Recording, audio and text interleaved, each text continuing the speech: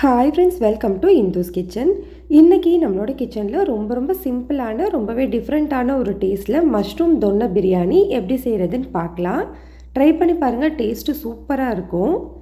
இதை செய்கிறதுக்காக மெஷரிங் கப்பில் 1 கப் அளவு சீரக சம்பா அரிசியை எடுத்து வச்சுருக்கேன். அதை நல்லா கழுவிட்டு எடுத்துக்கலாம். இப்போ நல்ல தண்ணி சேர்த்து ஒரு 15 நிமிஷம் ஊற வச்சுக்கோங்க. இது ஊறட்டும். இப்போ ஒரு மிக்ஸி ஜாரில் அரை கைப்பிடி அளவு கொத்தமல்லி, அதே அரை கைப்பிடி அளவு புதினா சேர்த்துக்கலாம். இது கூட அரை இன்ச் அளவு இஞ்சி, 10 பல்லு பூண்டு, ஒரு பெரிய வெங்காயம், ஒரு பச்சை மிளகாய், 1 டீஸ்பூன் அளவு காஞ்ச வெந்தயக்கீரை சேர்த்துக்கலாம். கசூரி மெத்தி சேர்த்துருக்கேன். இதை சேர்க்கும் போது ஃப்ளேவர் ரொம்ப நல்லாயிருக்கும். ஃப்ரெஷ்ஷான வெந்தயக்கீரையாக இருந்தாலும் 1 டேபிள் ஸ்பூன் சேர்த்துக்கலாம். இது கூடவே 2 சின்ன சைஸ் பட்டை, 2 மராத்தி மொகு, ஒரு கல்பாசி, ஒரு ஏலக்காய் சேர்த்துக்கலாம்.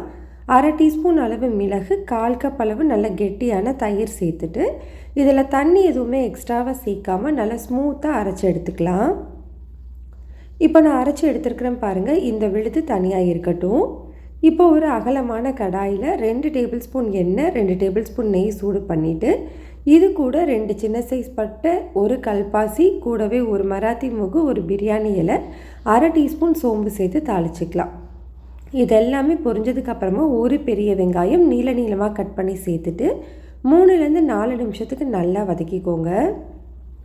வெங்காயம் பாருங்கள், இந்த அளவுக்கு நல்லா கோல்டன் கலரில் வரணும். இந்த டைமில் நம்ம அரைச்சி வச்சுருக்கிற விழுதை சேர்த்துக்கலாம். விழுதோட பச்சை வாசனை போகிற வரைக்கும் மீடியம் ஹீட்லேயே வச்சு வதக்கிக்கோங்க. இப்போ கிட்டத்தட்ட ஒரு 3-4 நிமிஷம் ஆயிருக்கு. பாருங்கள், மசாலாலேருந்து எண்ணெய் பிரிஞ்சு வந்திருக்கு. நிறமும் லைட்டாக மாறி இருக்குது. பச்சை மணம் எல்லாமே சுத்தமாக போயிடுச்சு. இந்த டைமில் 200 கிராம் அளவு மஷ்ரூமை நல்லா க்ளீன் பண்ணிவிட்டு இந்த மாதிரி கட் பண்ணி எடுத்து வச்சுருக்கேன். அதை சேர்த்துக்கலாம். மசாலாவோட ஒன்று சேர்த்து ஒரு 3லேருந்து 4 நிமிஷத்துக்கு நல்லா வதக்கி விட்டுக்கோங்க.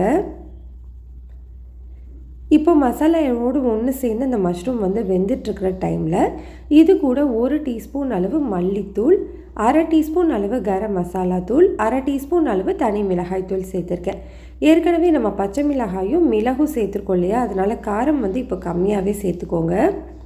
இந்த பிரியாணிக்கு தேவையான அளவு உப்பு, 3/4 டேபிள் ஸ்பூன் கல்லுப்பு சேர்த்துட்டு இந்த மசாலாவோட மஷ்ரூம் ஒன்று சேர்கிற மாதிரி நல்லா வதக்கி விட்டுக்கோங்க.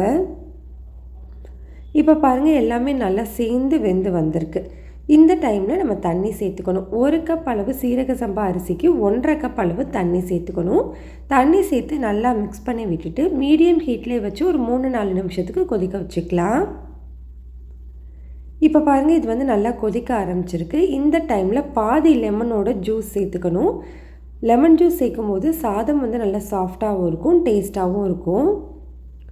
லெமன் ஜூஸ் சேர்த்து ஒரு முறை நல்லா கலந்து விட்டுக்கோங்க. கலந்து விட்டதுக்கப்புறமா நம்ம ஊற வச்சுருக்கிற அரிசியை தண்ணி எல்லாமே சுத்தமாக வடிச்சிட்டு அரிசியை மட்டும் சேர்த்துக்கோங்க. அரிசி சேர்த்ததுக்கப்புறமா ஜென்டலாக மிக்ஸ் பண்ணி விட்டுக்கலாம். ரொம்ப அழுத்தி மிக்ஸ் பண்ணாமல் ஜென்டலாக மிக்ஸ் பண்ணி விட்டுக்கோங்க. இப்போ இதை பாத்திரத்தை திறந்தே வச்சுட்டு ஒரு 3லேருந்து 4 நிமிஷத்துக்கு நல்லா கொதிக்க வச்சுக்கலாம். இப்போ பாருங்கள், நம்மளுக்கு சாதமும் அந்த தண்ணியும் கரெக்டாக லெவலாக இருக்குது பாருங்கள், சரி சமமாக இருக்குது பாருங்கள்.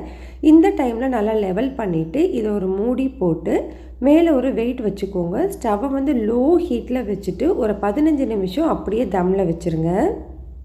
15 நிமிஷத்துக்கு அப்புறமா ஸ்டவ்வை ஆஃப் பண்ணிடுங்க. ஆஃப் பண்ண உடனே நம்ம ஓப்பன் பண்ணாமல் ஒரு 10 நிமிஷம் அப்படியே இருக்கட்டும். அதுக்கப்புறமா ஓப்பன் பண்ணிக்கலாம். பாருங்கள், நம்மளுக்கு சூப்பரான மஷ்ரூம் தொன்னை பிரியாணி ரெடி ஆகிடுச்சு. இதை ட்ரை பண்ணி பாருங்கள். டேஸ்ட் அவ்வளோ சூப்பராக இருக்கும். சூப்பரான டேஸ்ட்டில் இருக்கும். இந்த ரெசிபி உங்களுக்கு பிடிச்சிருந்ததுன்னா லைக், ஷேர், சப்ஸ்கிரைப் பண்ணிக்கோங்க. கூடவே பெல் பட்டனையும் கிளிக் பண்ணிவிட்டு ஆளுங்கிற பட்டனையும் கிளிக் பண்ணிக்கோங்க. அப்போது தான் நம்ம போகிற வீடியோஸ் எல்லாமே உடனே உங்களுக்கு நோட்டிஃபிகேஷனில் வரும்.